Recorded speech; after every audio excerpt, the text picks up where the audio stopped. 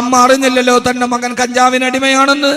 നമ്മുടെ കുട്ടികൾ പോകുന്ന സ്കൂളിന്റെ മുമ്പിൽ ലഹരി മാഫിയ. അത് പറ്റാന്ന് പറഞ്ഞാൽ പറയുന്നവർക്കെതിരെ പിന്നീട് പ്രകോപനമുണ്ടാക്കുക. ഞാൻ എന്റെ പ്രിയപ്പെട്ട സഹോദരങ്ങളോട് ഓർമ്മിപ്പിക്കുകയാണ്, ഗവൺമെന്റിന് ബാധ്യതയില്ലേ?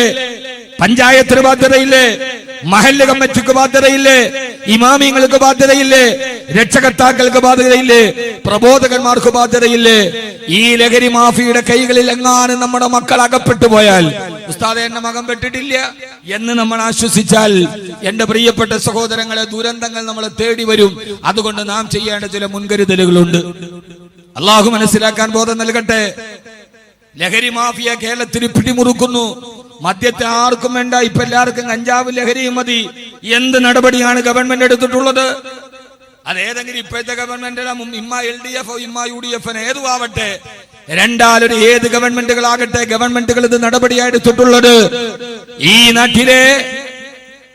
നാട്ടിലെ അവസാനത്തെ മയക്കുമരുന്ന് കച്ചവടക്കാരനും കൊല ചെയ്യപ്പെടുകയോ ജയിലടക്കപ്പെടുകയോ അവർ സ്വയം കീഴടങ്ങി ഈ നിയമത്തിന്റെ മുമ്പിൽ വരുന്നത് വരെ എനിക്ക് വിശ്രമമില്ല എന്ന് പ്രസംഗിച്ച ആളാണ് ഫിലിപ്പീൻസിന്റെ പ്രസിഡന്റായിരുന്ന റോഡ്രിക്സ്. എടുത്ത സമയത്ത് അദ്ദേഹം പ്രസംഗിച്ചതാണ്. അദ്ദേഹം എന്ത് ചെയ്തു എന്നറിയോ? ലഹരി മാഫിയ അമർച്ച ചെയ്യാൻ വേണ്ടി പൊതുജനങ്ങളുടെ കയ്യിൽ തോക്ക് കൊടുത്ത് ലഹരി മാഫിയ വെടിവെച്ച് വീഴ്ത്തി. അവസാനത്തെ മയക്കുമരുന്ന് കച്ചവടക്കാരനും ഇവിടെ വീഴുന്നത് വരെ എനിക്ക് വിശ്രമമില്ല എന്ന് അദ്ദേഹം പറയുമ്പോ, ഈ കഴിഞ്ഞ ലോക്സഭാ തെരഞ്ഞെടുപ്പിൽ പഞ്ചാബിൽ അമരീന്ദർ സിംഗിന്റെ നേതൃത്വത്തിലുള്ള കോൺഗ്രസ് സർക്കാർ അധികാരത്തിൽ വന്നു. ആ കോൺഗ്രസ് മുന്നണി തെരഞ്ഞെടുപ്പിനെ നേരിടുമ്പോൾ അവരുടെ പ്രകടന പത്രികയിൽ ആദ്യം പറഞ്ഞത് പഞ്ചാബിനെ ഞങ്ങൾ ലഹരി മുക്തമാക്കുമായിരുന്നു എന്നായിരുന്നു പ്രകടന പത്രികയുടെ വാഗ്ദാനം. ഇന്ത്യ രാജ്യത്തിന്റെ ധാന്യപുര എന്ന പേരറിയപ്പെട്ട പഞ്ചാബ് ഇന്ന് ഇന്ത്യയുടെ ഏറ്റവും വലിയ ലഹരിയുടെ ധാന്യപുരയായി മാറി. നമ്മുടെ കേരളമോ മലബാർ അടക്കമുള്ള പ്രദേശങ്ങൾ ലഹരി നമ്മുടെ വീട്ടിലേക്ക് വരുമ്പോ അവര് നോട്ടമിടുന്നത് നമ്മുടെ 12, 13, 14 വയസ്സുള്ള നമ്മുടെ പൊന്നോമനകളെ ആകുമ്പോ, രാവിലെ മക്കളെ പറഞ്ഞു വിട്ടാൽ വൈകുന്നേരം തിരിച്ചു വരുന്നത് വരെ എവിടേക്കാണ് മക്കൾ പോകുന്നത്, ആരുമായിട്ടാണ് കൂട്ടുകൂടുന്നത് എന്ന് തിരിച്ചറിയാൻ കഴിയാത്ത രീതിയിൽ നമ്മുടെ വീടുകൾക്കുള്ളിലേക്ക് ലഹരി മാഫിയകൾ കടന്നു വരുമ്പോ, എന്റെ പ്രിയപ്പെട്ട സഹോദരങ്ങളോട് സഹോദരിമാരോട് ആദരവായ പ്രവാചകൻ നബി മുഹമ്മദ് മുസ്തഫ, ഉറക്കപ്പറ, ആദരവായ പ്രവാചകൻ നബി മുഹമ്മദ് മുസ്തഫ സല്ലല്ലാഹു അലൈഹി വസല്ലം പഠിപ്പിച്ചു തന്നതുപോലെ നമ്മുടെ പ്രിയപ്പെട്ട മക്കളെ നാളെ നമ്മുടെ ജീവിതത്തിന്റെ അവസാന ഭാഗത്ത് നമുക്കൊരു അത്താണിയായി, എന്റെ ആരോഗ്യം നെറ്റപ്പെട്ടിട്ട് ഞാൻ കിടപ്പറയിൽ കിടക്കുമ്പോ, കട്ടിലിൽ കിടക്കുമ്പോ എനിക്കൊരു ഊന്നുപടിയായിട്ടാണ് മക്കളെ ഞാൻ വളർത്തുന്നതെങ്കിൽ, എന്റെ പ്രിയപ്പെട്ട സഹോദരങ്ങളെ സഹോദരിമാരെ, 10 വയസ്സ് മുതൽ 11, 12, 13 വയസ്സുള്ള കൊച്ചുകുട്ടികളെ ലഹരിക്കവര് അടിമകളാക്കപ്പെടുമ്പോ ഞാൻ എന്റെ പ്രിയപ്പെട്ട സഹോദരങ്ങളോട് പറഞ്ഞു തരുന്നത്, അവസാനം നമ്മൾ കൈകുടിച്ചിട്ട് വിലപിച്ചിട്ട് കാര്യമില്ല. നമ്മുടെ മക്കളെ കാര്യത്തിൽ നമ്മൾ ശ്രദ്ധിക്കണേ. ആ മക്കളെ നമ്മൾ ആ രീതിയിൽ വളർത്തിക്കൊണ്ടുവരണേ. ഒരു ഇസ്ലാമിക സാഹചര്യത്തിൽ ആ മക്കളെ വളർത്താനുള്ള ബാധ്യത ആദരവായ പ്രവാചകൻ നബി മുഹമ്മദ് മുസ്തഫ സല്ലല്ലാഹു അലൈഹി വസല്ലം പറയുകയാ, അല്ലാഹുവിന്റെ പ്രവാചകൻ പഠിപ്പിച്ചു തന്നത്, നിങ്ങളുടെ മക്കളോട് നിങ്ങൾക്ക് ചില ബാധ്യതകളുണ്ട്. ഇത് ഒരിക്കൽ കൂടി പറയാൻ കാരണം നമ്മുടെ മക്കൾ വളർന്നു വരേണ്ടവരല്ലേ. ആ മക്കളെ ചെറുപ്പത്തിലേ തന്നെ അവർക്ക് സംസ്കാരം പഠിപ്പിച്ചു കൊടുക്ക്, അവർക്ക് തർബീയത്ത് പഠിപ്പിച്ചു കൊടുക്ക്. ആ മക്കളെ നല്ല വഴിയിലൂടെ നടത്തേണ്ട ബാധ്യത നമുക്ക്. എന്റെ പ്രിയപ്പെട്ട കാസർഗോഡ് ചെറുപ്പക്കാരാ,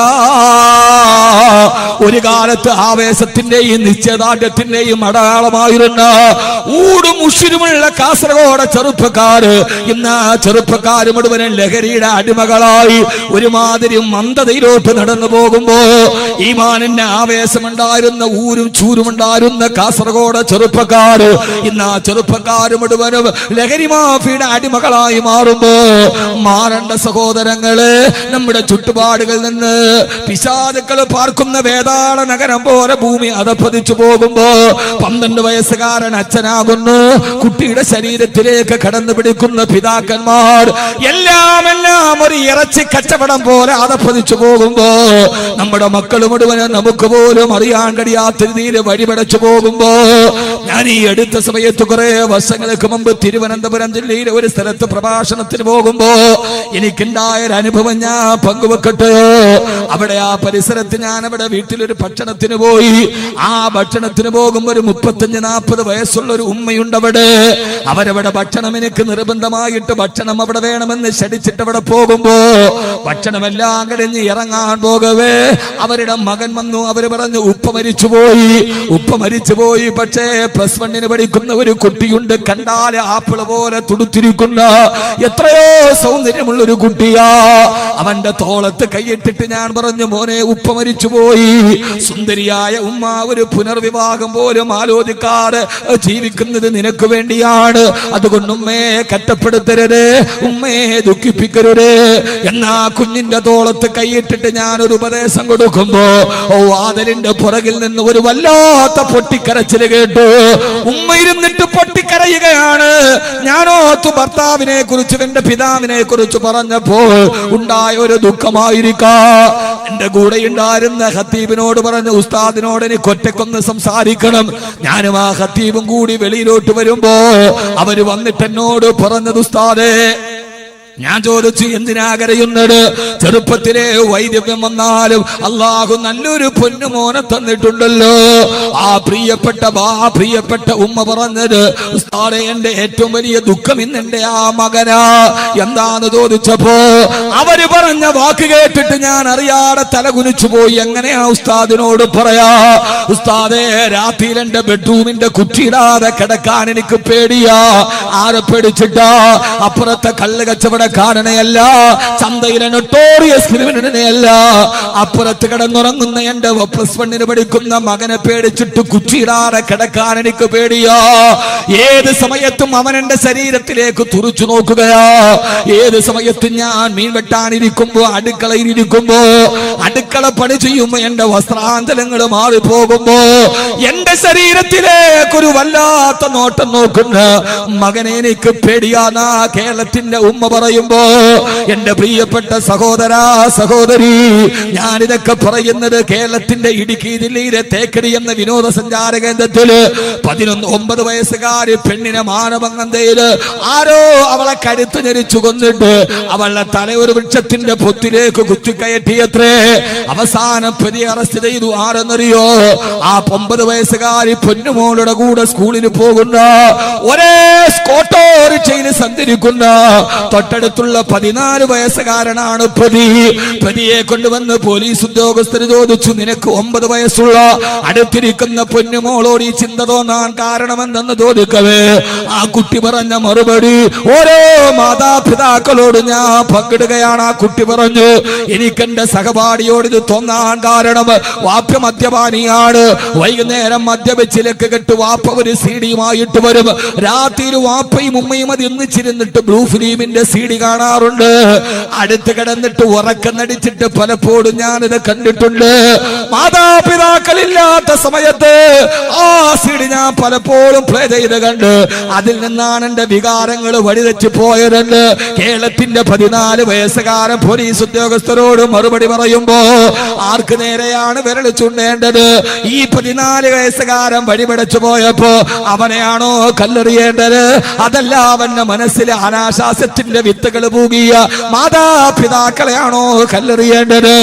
ആരാണ് ഈ കുട്ടിയെ വഴിപടപ്പിച്ചത്?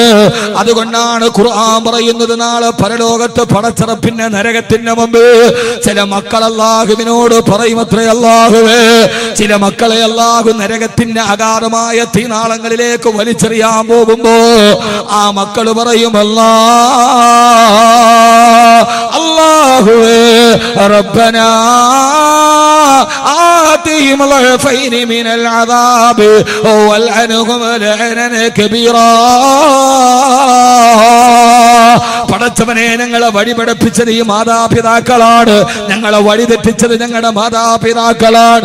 റബ്ബനാ, ഞങ്ങളുടെ രക്ഷിതാവേ, ആതിഹിം ളഅഫൈൻ മിനൽ അദാബ്, ഞങ്ങൾക്ക് തരുന്ന ശിക്ഷയുടെ 2 ഇരട്ടി ഞങ്ങളുടെ മാതാപിതാക്കൾക്ക് കൊടുക്കണേ. വല്ലനുഹും ലഅനൻ കബീറാ.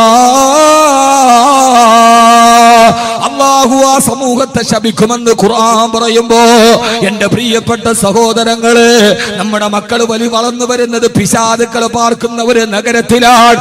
ആ പൈശാചികതയുടെ വക്കിലേക്ക് വീടാതിരിക്കാ നമ്മുടെ മക്കളെ നല്ല അന്തരീക്ഷത്തിൽ വളർത്തണേ. അല്ലാഹു നമുക്ക് തൗഫീഖ് നൽകി അനുഗ്രഹിക്കുമാറാകട്ടെ. അല്ലാഹു നമ്മുടെ മക്കളെ നേർവഴിയിലാക്കട്ടെ. ആമീൻ പറയും.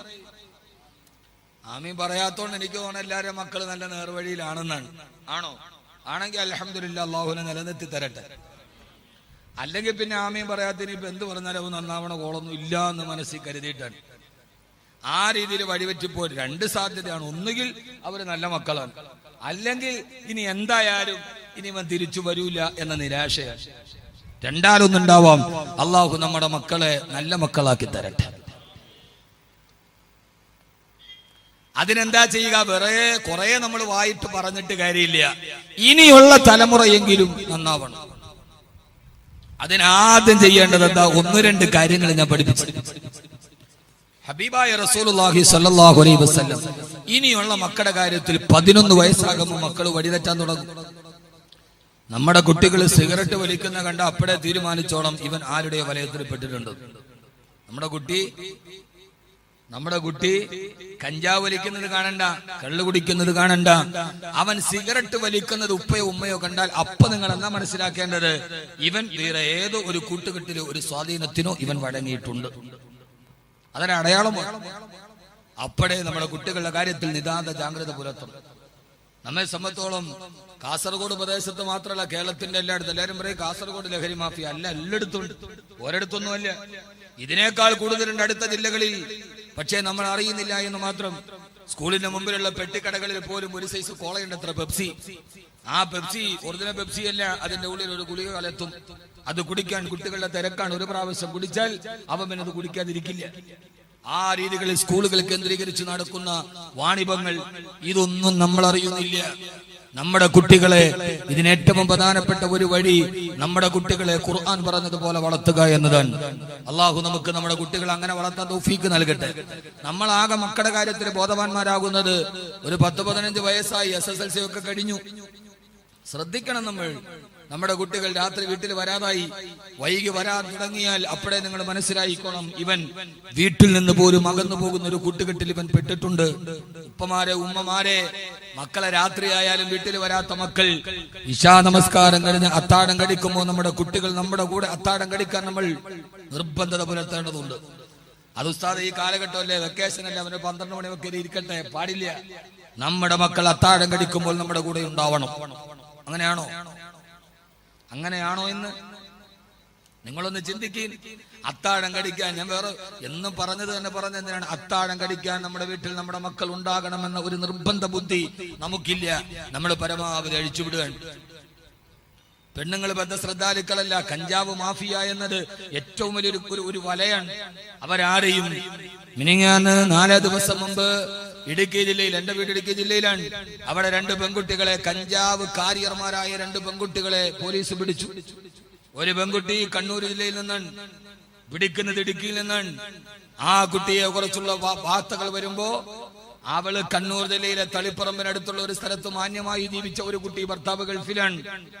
ആ ഭർത്താവ് ഗൾഫിലായിരുന്ന കുട്ടി വളരെ മാന്യമായ ആ പെൺകുട്ടിയെ കുറിച്ച് അയൽപക്കക്കാർക്ക് നല്ലതേ പറയാനുള്ളൂ. മിതഭാഷി, ആരോട് കൂടുതൽ സംസാരിക്കാറില്ല. ഒരിക്കൽ ആലപ്പുഴയിൽ നിന്നൊരു ചെറുപ്പക്കാരൻ അവളുടെ ഫോണിലേക്ക് ഒരു മിസ് കോൾ അടിച്ചതാണ്. ആ മിസ് കോൾ പിന്നെ സൗഹൃദമായി, പ്രണയമായി. ഒരു കുട്ടിയെയും ഭർത്താവ് ഗൾഫിൽ നിന്ന് വന്നപ്പോ ഉണ്ടായിരുന്ന കുട്ടിയെയും വലിച്ചെറിഞ്ഞിട്ട് കാമുകന്റെ കൂടെ പോയി.